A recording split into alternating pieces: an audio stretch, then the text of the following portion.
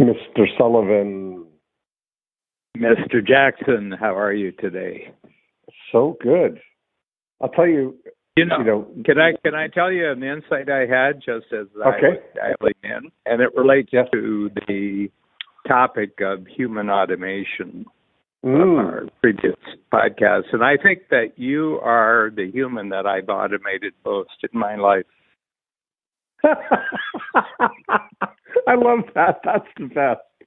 And we're on this. We're on the semi-weekly Sunday 12:30, the quarterly lunch at Jacques. Yes, the quarterly workshops.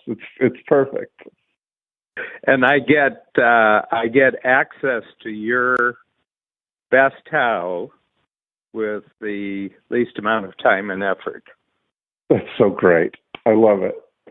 Very funny. Well, I was going to tell you that as I'm sitting here looking out the window here, I've just come from outside, and it is exactly why people live in Florida in the winter today.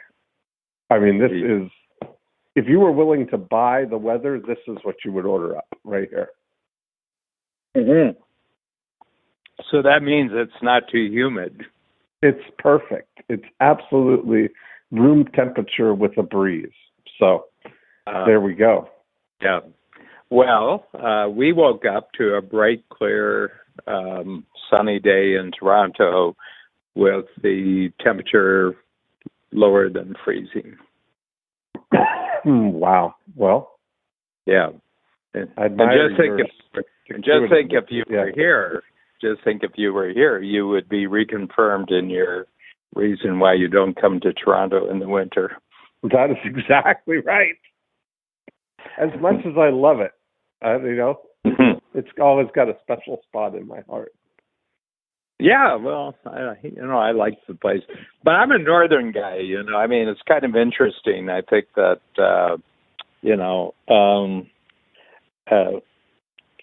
it was so funny. I was in Washington, D.C., and Richard Rossi got us a Dean driver. This goes back 10 years, and he got us a limousine driver, and we were driving through a section of Washington, D.C. that, is kind of a little bit run down, and I said to Babs, we were just talking in the back seat, and I said, this kind of proves that everybody's got to come from somewhere. Oh man, yeah. And the limousine driver just broke out laughing, and he said that is a true statement. Everybody's got to come from somewhere, Mm-hmm. But you kind of experiment a lot in your lifetime. You visit here, you visit there, you live for a period of time here and there. But I think over time, if you're someone who kind of does what you want and kind of gets what you want, you find the place that really suits you. Yes, I agree. It's funny how you say that, the way that life goes, because I did a book just recently for our real estate agents called Listing Agent Lifestyle. And this just happens to be the 30th year of the start of my entrepreneurial journey. So I started November of 1988 as a real estate agent. And, as I reflect back over those 30 years, as much as we kind of crave this sense of order, of getting everything kind of organized and this is the way it is, that I looked back and our lives really, there's no way to have even foretold ending up here from there, starting in 1988, that even the things that are possible now weren't even imaginable in 30 years ago, and I can't even imagine that we kind of tend to plan our future based on our understanding of the future from the present, Mm-hmm. And when you look at really this next 30 years, you wonder, like, really, what's this going to unfold here? I think back, Dan, when Peter Diamandis did the first one I attended. It was the second of the Abundance 360 workshops, and you opened it up with the observation, or the game of saying, imagine that we're here and it's 1915 instead of 2015, and we're all here for the same reason, as entrepreneurs looking forward to what's going to happen in the future, and we're committed to do it for 25 years. And when you outlined, the changes that had come from 1915 to 1940, you realize, holy cow, like nobody could have even seen any of that coming. And then when we look at it now with the, with the sight that we have of, well, of course, it just made so much sense, It's so, it's an interesting thing. From what I could tell, it seems like when I look back, there's sort of like chapters that seem to be in the 5-year range kind of thing. If I look at the kind of distinct chapters in those 30 years, but that's probably really what it comes down to. Okay, so here's the Jeff Bezos question, because Jeff Bezos is famous for his line that he doesn't pay as much attention to what's going to change as what's not. He thinks what's not going to change. So if I take you back 30 years to 1988, and you look at what has changed for you, and I'm going to ask the question, well, what hasn't changed for you? Yeah. Well, what hasn't changed is fundamentally the things that bring me joy. Like if I look at that, I had a really profound moment about maybe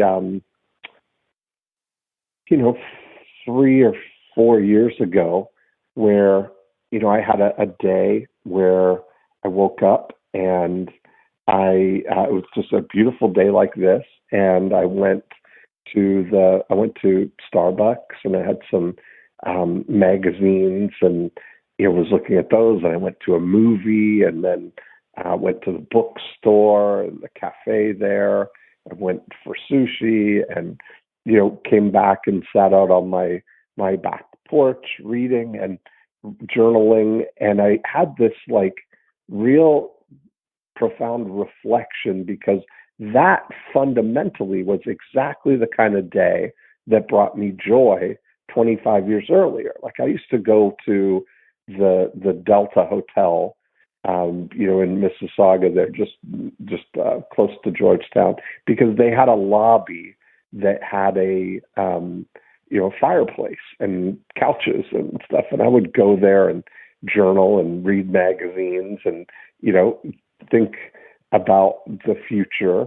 And it was kind of really profound, because I looked back, and I would have read Success Magazine and Entrepreneur Magazine and all those types of things, and I was looking at this Success Magazine, and my friend Tony Robbins is on the cover of the magazine, and I had a full-page ad in the magazine, and Nick Nanton, another one of my friends, had another ad, and Brendan Burchard, and I'm looking, and they have the top 25 influential people in Success Magazine's estimation or rankings or whatever, and I've got 11 of them on speed dial.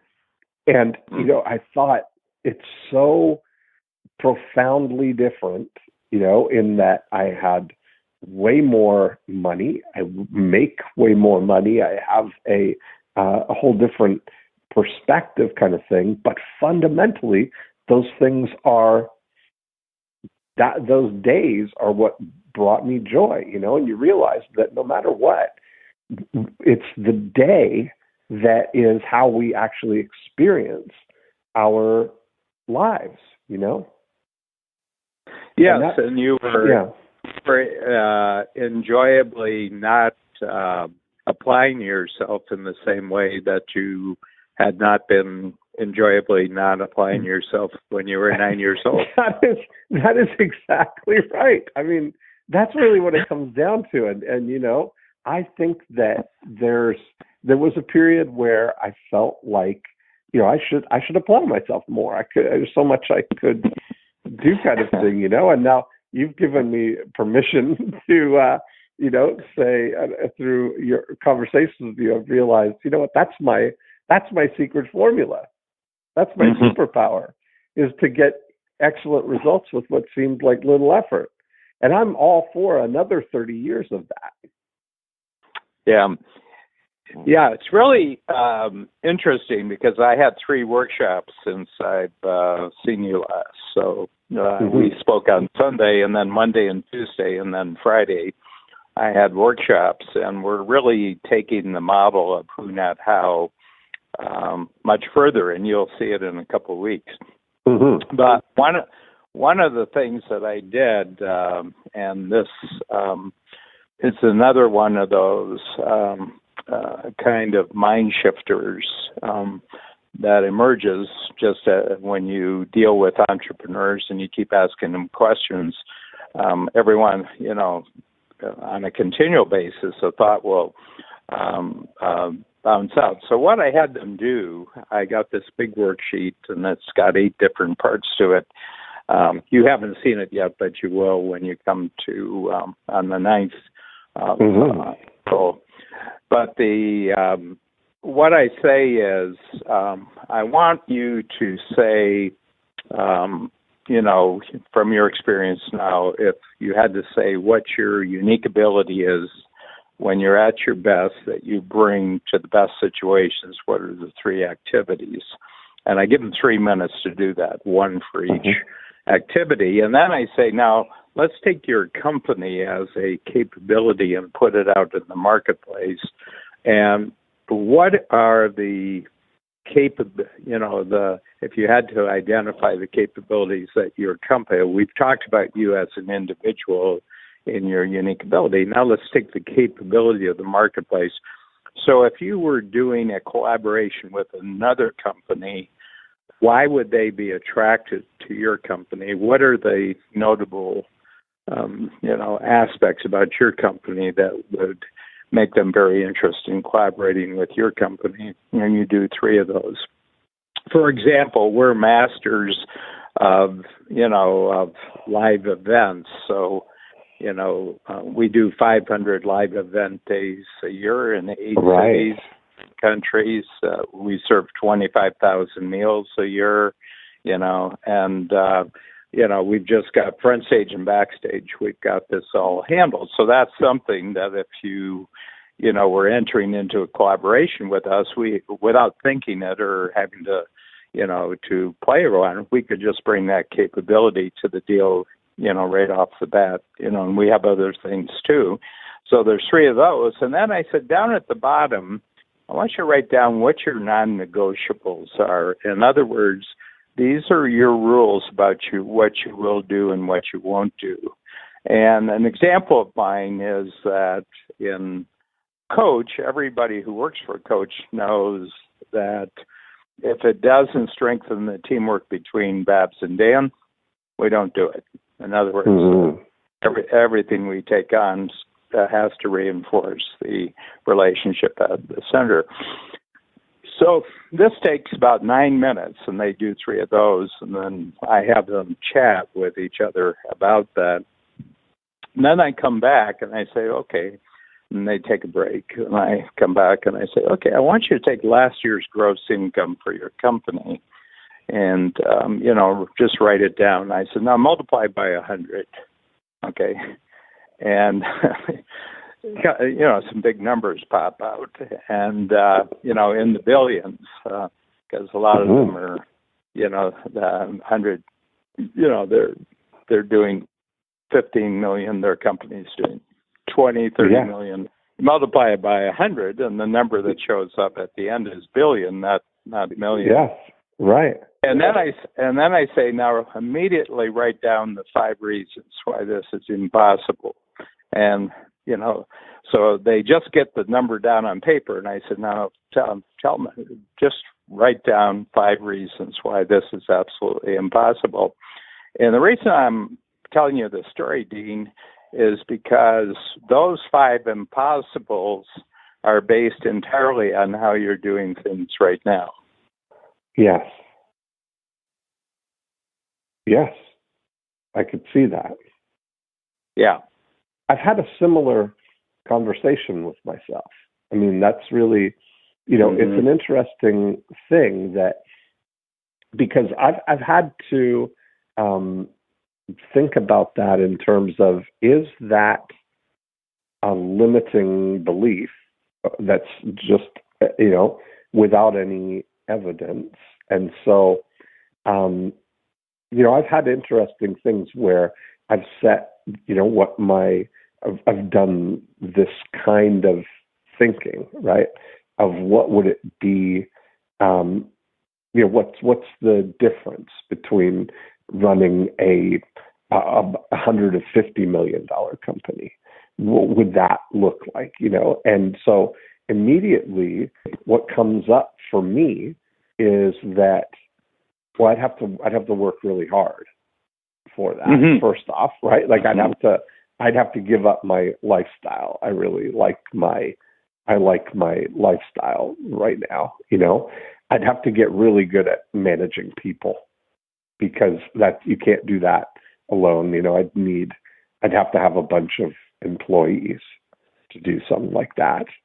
And, you start to think I'd need a lot of capital. I'd have to raise money to do that.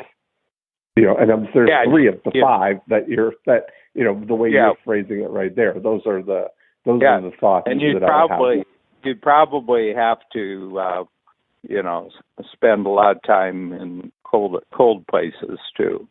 Yeah, exactly. Right. Yeah, I couldn't do that in Winter Haven. I can't do that in Winter Haven. Yeah, and I couldn't, take my summers, and just travel in the summers and stuff like that, right? So I'd have to. Those are all the kind of. You're right. Those are the things that come up for me when I think about something like that. Yeah, but if I took you back to when, let's say you were, 1/10 just of where you are right now. Yeah. All the things that you talk about that are great in your life are now are actually better than the way you were doing it 10 years ago. Yeah, and you're absolutely right. I mean, you think about that as, I mean, you're applying yourself even less now than you were when you were 1/10. That's the truth. That's absolutely right. So the thing is, and what I'm trying to zero in on here is what part of the how at any given time. So we're sitting here, you use the model of 1915 to 2015. What kind of didn't change? What kind of didn't change over that 100-year period, and what did change? And could you have seen what wasn't going to change in 1915 so that that was kind of taken care of, and then you just opened yourself to the things that could change? That's say more about that. So help me understand. Well, that thought, because I'm going back because I've talked to people who were alive. My mother being one, who were alive in 1915, and I think that there's a real borderline between who you are fundamentally as a person and what you like and what you don't like. That doesn't change. But how you go about arranging things so you can be who you are is kind of constantly changing. Mm-hmm. In other words, there's as part of your life from childhood onward that's continually shifted and adjusted, but it was always for the reason so that you could stay who you were. Yeah, it's really, I think about, it's funny, I had a friend that was down here last week from Georgetown, somebody that started in real estate with me. I started in November of '88. He started in January of '89. He's still a real estate agent in Georgetown, and he brought down. He had shown me he had all these real estate ads from the newspapers that we were running back then, and I was thinking about just looking at the page, and it struck me, if you had just bought any of the houses on any of the pages in there, what that would be, right now, what that's worth, so you look at it that 30 years from now, your, what's going to be there, your beautiful enclave, your beautiful place in the beaches there is going to be a, haven 30 years from now, even. And you think that's not going anywhere, right? So really, it's a really interesting exercise when you do start to think about what's not going to change. Like I think when you look at the staples of things, I mean, you look at your friend Harry Rosen, how much has changed. Styles have certainly changed over. How long has he been in business? Well, he started, I'm just trying to think, he was born in 1929, and I think he opened his first shop when he was 21, maybe 21. Mm-hmm. He was 21, so that would have been the 1950s. So so 68 60, 70 years almost, right? Exactly. So you think about the styles have changed, but fundamentally we still wear clothes. And I think that it's very interesting. The bedrock things. Very interesting about that, and what's really interesting about that is that he just experimented for a little bit of going into women's clothing. He didn't do it for very long because he began to realize that there's a big, sharp difference between style and fashion. And it makes the men's clothing business a little bit easier than if you're merchandising women's clothing, and realizing that men will pick a style and they can basically stay with the style. You're a good example, Dean. You picked right. I mean, if I were a clothier to Dean Jackson, I would be pretty well 100% of what I could present to you next year that would make you 100% happy. Right. And I think that you look back, the great thing about it is that I'm totally set up to be a time traveler, because my uniform is basically, it's completely compliant from 1915 to today.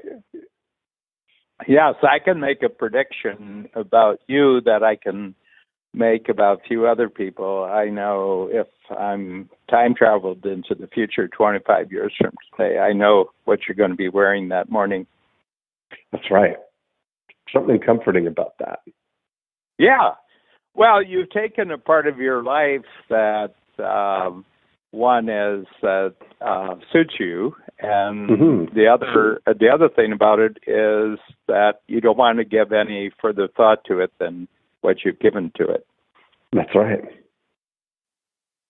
That's right. And I would be about halfway between the average other man and you in terms, like, for example, I spent 8 years under the tutelage of Harry Rosen and got jackets and suits and everything like that. You really did. Last year, I went through the entire year with one exception, which was I'm just trying to think. It was a funeral. And I always dress up for a funeral because if you're dressed up, you can dress down, but if you're dressed down, you can't dress up. So that's true. I wore a suit and tie to the funeral. But outside of that, I didn't wear a tie throughout the rest of the year. And I've arranged my life, both personally and also business life, so a tie is never necessary. Right. Me too. And yes.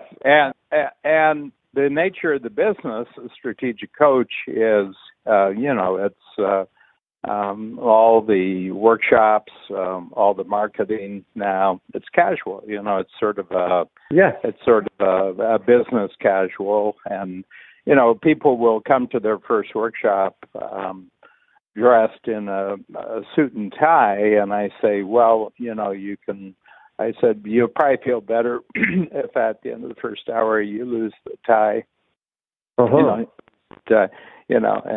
Some people are, as addicted to their way of dressing as you are, but I said, but very seldom will they come back for their second workshop dressed that way.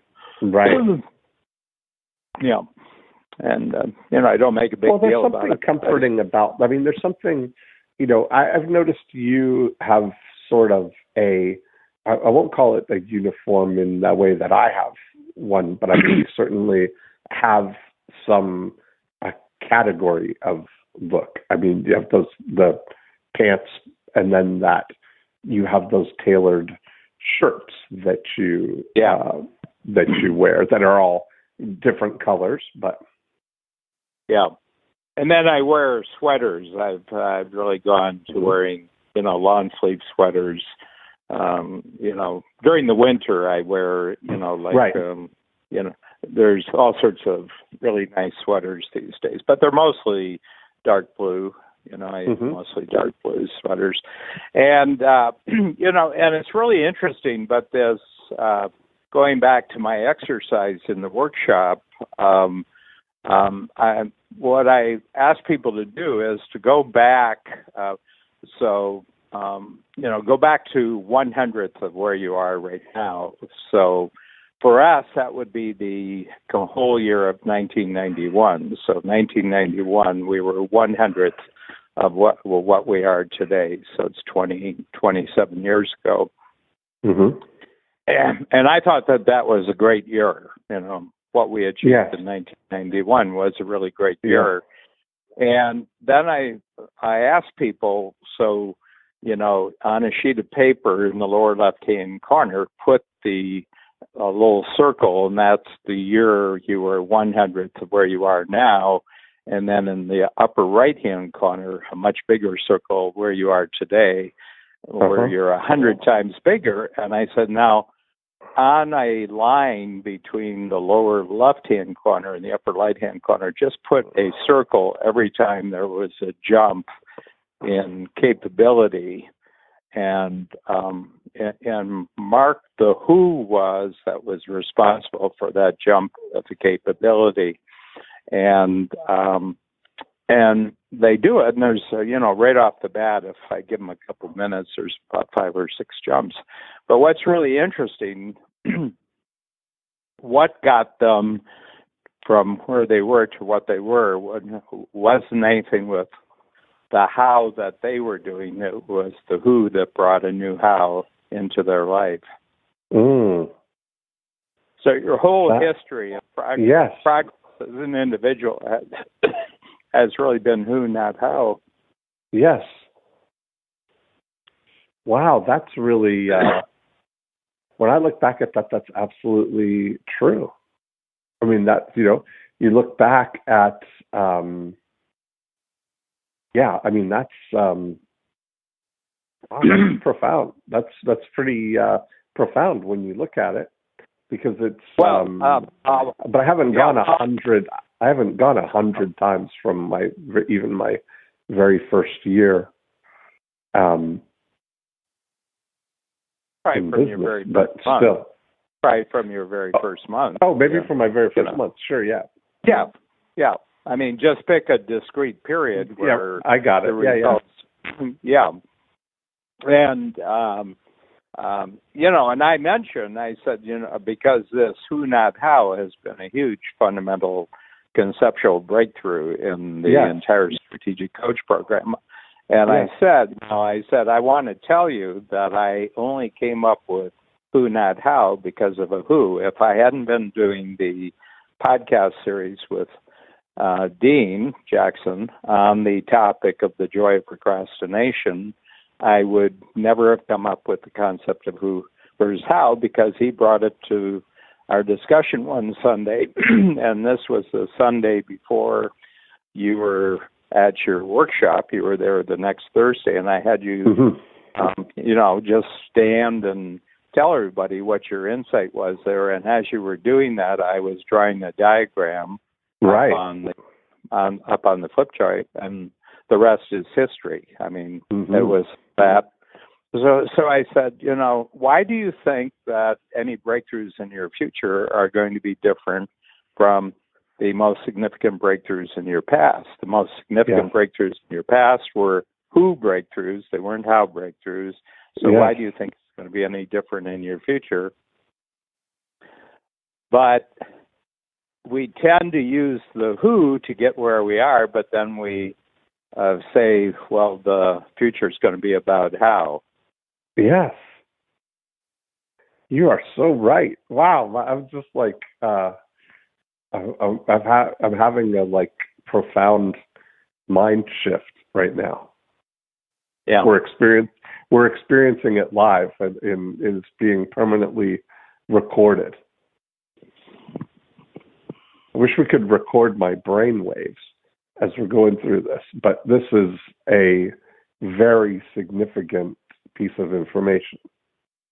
Yeah, it is. And so I was just trying to figure out, why does our brain do that?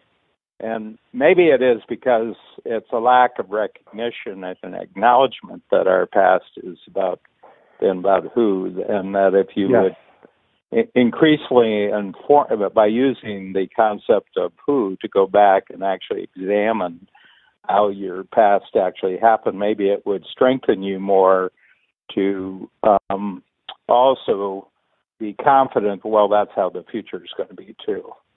Yes. I mean, it's just, now that shapes, I'm going to go back and re-watch. It's fascinating to me now when I think about this, because when you look at the biographies of people, who have had great achievement, and the biography is kind of telling the tale of how they did it, but married right in there, I think right below right in front of us, is there will be a who that has been there, that was really the catalyst more than the how. Yes. Yeah, and I think it just carries through with I mean, and that's why I think that biographies are generally deceptive or misleading depending on who the biographer is. But it's a series of jumps, if you've led an interesting life, the jumps have been discontinuous jumps. They haven't been incremental jumps. Incremental, somebody who just incrementally improved every day for 40 or 50 years doesn't make for a very interesting biography. Right. Yeah. But but people who just met someone and their life changed. I mean, that's certainly the the case with all the prominent individuals in my life. You prominent among the prominent. But the Babs, my meeting Babs, my meeting Joe, yes, Polish, boom, just all of a sudden there's this, it's like you're jumping into another universe, and it doesn't take any time, and it doesn't really take any effort to make that jump. Yes. Yeah, man, oh man. Yeah, I think about, you look back at, I was just seeing something about Barry Diller and how, going back, like how he's such good friends with David Geffen now, but they actually met in the mailroom at, William Morris or wherever they started out their career in the 50s, or whenever they started out. It's like, or in the 60s. That's where it all began. It's interesting to see all those stories that, rethinking them now with, because it's so funny is like how they do it. That's culturally the question that we're always in pursuit of. Well, how did they become so successful without really, and I mean, thinking about it, who did they become so successful? Because I think the reason is that, people who do the descriptions of other people's lives, people who, document other people's lives and, and analyze other people's lives, generally are how people, and therefore they're not uniquely gifted at recognizing who, because it's kind of their belief that that's not how they got to where they were. It was hard work, and they passed the right tests, and they took the right subjects and everything else. But they have a tendency to impose the how they had to do on humanity. Everybody gets where they are through diligent, hardworking, long time doing how.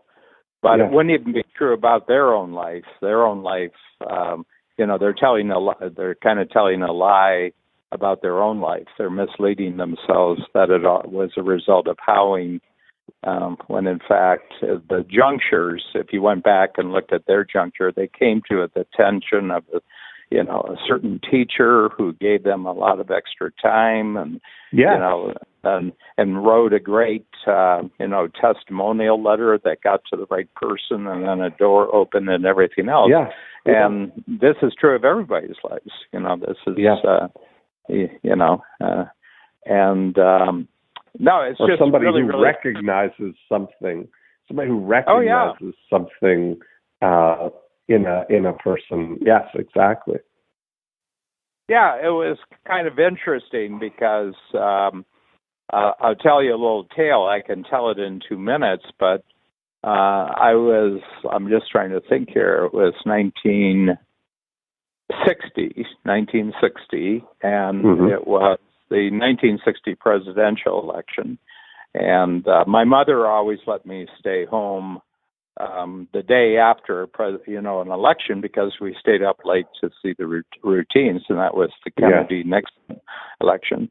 So the next day, I didn't go to school, but the day after I went to school, and your parents had to write you a note on why you weren't there. Right. And she wrote a note that Dan had stayed home for the presidential election, which went late into the night, and therefore that's the reason. And this came to the attention of the school principal, and he sent my mother a note saying, well, we have very good education here too. My mother had alluded to the fact that this is part of Dan's educational process, and the principal, and therefore he's going to have to serve penalty period, 8 penalty periods or 6 penalty periods, an hour each for each of the hours he missed on that day, and that was standard procedure. There wasn't any penalty period. Yeah. Yeah, this wasn't a negotiable topic right here. Okay, so my mom said, well, that's fine. You go serve it. Do your homework, when you're doing that. So I did, and I did my homework. And so there was something, the principal took interest. He says, so you're really interested in politics, aren't you? And I said, yeah. And I explained that my mom had really got me hooked on that, and I'd really read a lot of things and everything else. And it wasn't his usual experience with students in 1960 that they were interested in anything. So anyway, we got talking, and he says, so a year goes by, and he says, what are you thinking about after high school? And I said, well, I don't know. I said, there isn't any money for my parents didn't have money. And so he said, if you're interested in Washington, D.C., he says, I have a brother who's the agent in charge of the FBI in Cleveland, Ohio. And he said he has the right to create 2 or 3 job offerings in Washington, D.C., if you're interested. So he says, would you be interested in, when you left school, going to Washington, D.C., and then maybe you can go to school part-time. So that's, I'm just going to communicate that, but it was because of the way that I handled, and I didn't show any resentment at all that I had to do the penalty period, and then we started talking. Found out that I was really interested in politics. I was interested in Washington, D.C. And the thing was, I just accepted my punishment, that those were the rules. And, that was the price I had to pay for staying home, which impressed him. And everything. I went and met his brother, made a good impression, got a job at the FBI, went to Washington, started school at Washington, D.C. But that was a huge jump in my life, making that jump. And I left 2 days after high school. I was out of my 18 years in Ohio. In one day, I made a jump to Washington, D.C. JFK was the president. I worked for the FBI, J. Edgar Hoover, and it was a huge jump for me conceptually and everything like that. But that's a who. Yes. It's not a how, that's a who. Right. I mean, this is fantastic. Now, thinking about it, like when I asked that question, all those limitations that I put up in front of the 100 times are how obstacles, right? Yeah, and I tell people, I said, now what do you absolutely know? If you were to go 100 times, it couldn't be, I said, what do you absolutely know? And the answer is right there for them. Well, we can't do it by going how. We could only go 100 times by going who. And I said 10 times might not convince you that you can't do anyhow, but I tell you 100 times would. Yes, that's true. That is true. Now, and wonder now, this opens up a whole new line of thinking then, because proactively thinking about who, where does that then? It's funny. There's no other. How do you proactively think who? And it's kind of you're immediately back to the how. Well, there's I think that there's a distinction that I'm seeing. I mean, first of all, I'm grappling with the same thoughts you are about that. Well, I'm doing some sort of how. Right. I mean, when every day, both Dan and Dean are doing some kind of how, but we both hit that it has to be a conversational how. Yes. And in that conversation, like what I'm figuring out, the thing that's happening is that I'm figuring out how to do things that people want as an outcome. And package ourselves as a who so that they don't have to know how to do that, right? So I can describe, I attach myself to an outcome for people and become the who for that outcome. Yes. Right. They need marketing. They need to, how can we improve our marketing? And I become a who for that. And with the same, for people who want to write books or for people who want to do podcasts, that we're, becoming the who for them. By bundling up. So helping people avoid. I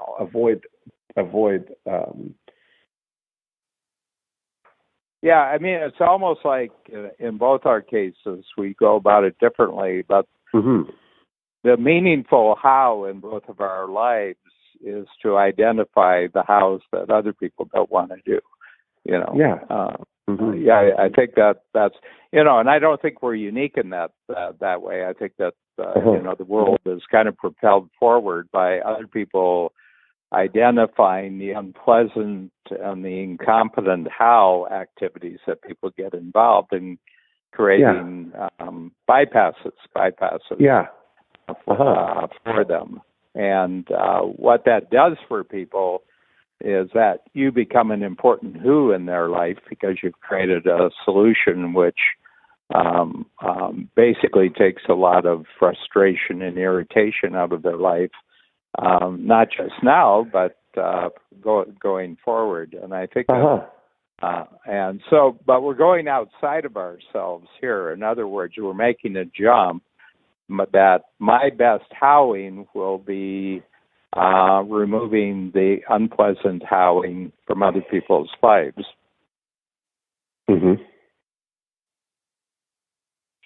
In other words, think of the breakthrough blueprint. A lot of people put in an enormous amount of work without ever realizing whether any of that work is profitable or not.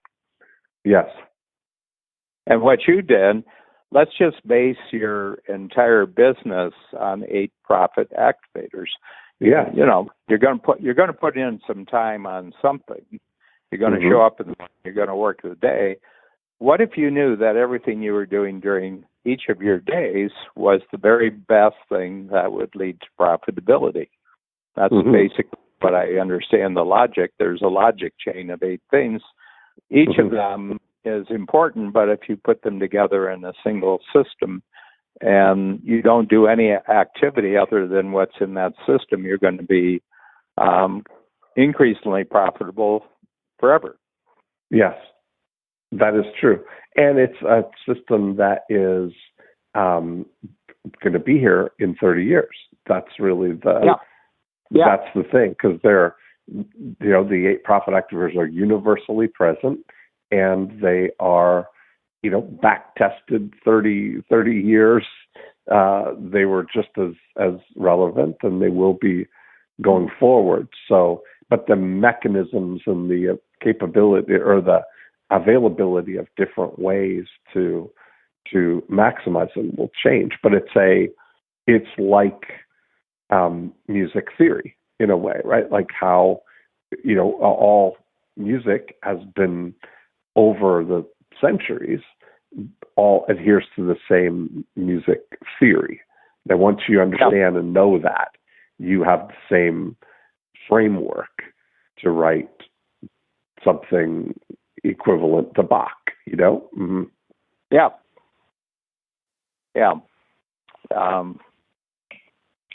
I see that. I mean, I do see that. Yeah, no, I'm just saying. But if you, if you took a corporation the size of Amazon, or you took from your field an individual real estate agent, and you identified the 8 profit activators for the individual agent, what had to be done to be continuously and increasingly profitable, and you then applied it to Amazon, they would be the 8 they would be the same 8 profit activators, regardless of Mm-hmm. whether it was a single individual or a Right. a globally disrupting and transforming corporation. It would be the same Yes. 8.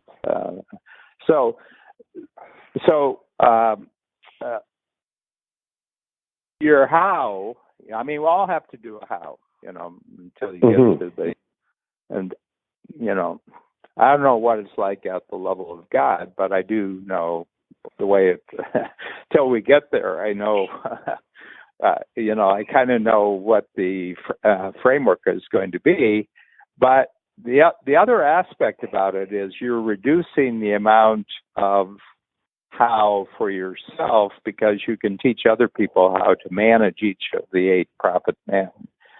Some of them can be automated, some of them can be human automated, some can be technology automated, and some of them can be human automated as you go forward. Mm-hmm. As you go, yeah. So, yeah. I mean, it's really interesting, but if you went back and looked at where you got all your ideas from for the 8 profit activators, there's probably some pretty prominent who's who gave you insights into each of them. Mm-hmm. Yeah, I mean, it's really, and so I look at this. I look at this as a, it's really about opening up and seeking out, being in positions where those who's can appear. Mm-hmm. I mean, putting myself in high probability things, because it's kind of like where you look at it. I've seen it, it's really the things that I've done. If I think about my own how we've gotten to this point, or who, that it's been on the backs of the 8 profit activators. And what I've done in real estate is I've applied those 8 profit activators to the biggest challenges that real estate agents or their desires, right? They want to get listings, they want to find buyers, they want to get referrals, they want to multiply their listings, all of those things, and they want to convert leads. And I've applied the 8 profit activators to make those things push button, right? Where we can be a who for somebody. Like on the real estate side, a real estate agent, all they need to do is kind of point to the area where they want to get listings on a map, and we can do everything else for them. We can be that who to execute that. Mm-hmm. Now, I'm going about that, on the same thing. I'm having an experience where, I work with a franchise organization that is, I've been working with 2 or 3 of their franchisees to apply the 8 profit activators to maximizing what goes on in their in those individual units. And then this year, we're now at the point where that's immediately distributable to hundreds of franchisees across the country. And we're already seeing the multiplying effect of that by deploying that. And I think about what it comes down to is the 2 sides of that. It's like, if I think about becoming a who, packaging up something, and then finding a who immediately could benefit from that, what I've figured out, that's an immediate, like, you go directly to the full distribution, as opposed to linearly and gradually building it up. Yeah, and that's where it's a game changer, because they already have a capability. Yeah. let's take an individual franchise organization. There's great capabilities packed into that is already there before you even enter onto the scene. But then you have a framework where everything they've already created can be thought through. In other words, you've got a complete analytical model, first of all, and then you shine the light. Each of your 8 profit activators shines a light on something they either are doing or not doing. Right. But if they're doing it, they're either doing it well or they're doing it poorly, and that there's instant improvement that can be made in within a quarter, within a half year, whatever the time period is. But the sudden upgrading of those 8 different areas in their entire franchise organization is a huge shift. It's a huge shift. Yes. And you're simply taking what already exists, but reframing it. Mm-hmm. That's exactly right. Yeah. That's really so. See, that's a huge game changer. That's a massive game changer, because you're not going outside your framework at all. I mean, you're totally within your unique ability. You're simply taking the capabilities that operate 100% within your company, and you're just combining them with a massive capability that's outside of your company. And, there's some sort of deal. There's, which can be, you see, you got a game changer deal where writing up the agreement wouldn't take more than a page, and discussing it wouldn't take more than an hour. Yeah. Right. Yes. You're right. And that's a bypass. And you don't need meetings, and you don't need lawyers. Not that I have anything against lawyers, because you could do this with a law firm and have the same result. But but my saying is that if you really have a game-changing collaboration, a handshake will do it. I reported that I had that great evening dinner with Alice Cooper, and he reported he and his business manager, Shep Gordon, had shaken hands 45 years ago, and there was never anything written down. And that's a collaboration. That's a game-changing collaboration. Yeah. Yeah. I mean, that's Shep mentioned that in our podcast. He said that they sat down because they weren't really successful in the beginning, and they sat down and said, if we're really going to do this, let's go all in and do it, and we'll stick with it till we're all millionaires. That was their agreement. That's an interesting thing, right? Mm-hmm. Yeah. Anyway, another marvelous tour of the horizons. Yes. Yeah. So, what's your takeaway? From today? I think it's like jump starting. So, part of the thing is that my thought would be, when I look at 100 times, my limiting thoughts would be building to 100 times. But the fact is that once I have, it goes back to this idea of the scale-ready algorithm. That's what I really have. That's my unique ability, is to figure out that.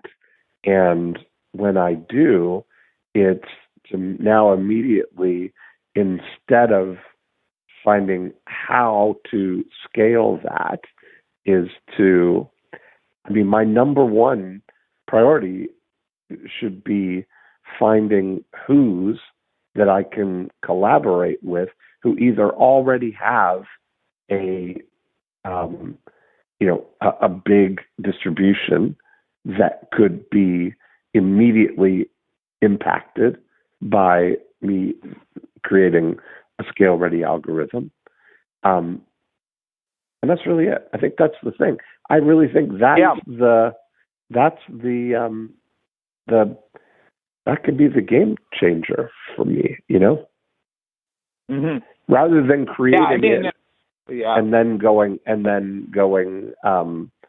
and scaling it up from the ground up, where you have to have that sense of, I got to do it myself. Like I've got to build this, It's not that, none of that excites me or is in my wheelhouse, Yeah, I mean, the one that talking about profit activators, the one that I have really zeroed in on is probably the single most important kind of mind frame was James Madison and the U.S. Constitution, which more or less took effect in 1789, and the U.S. was 3 million people, and now they're 100 times bigger.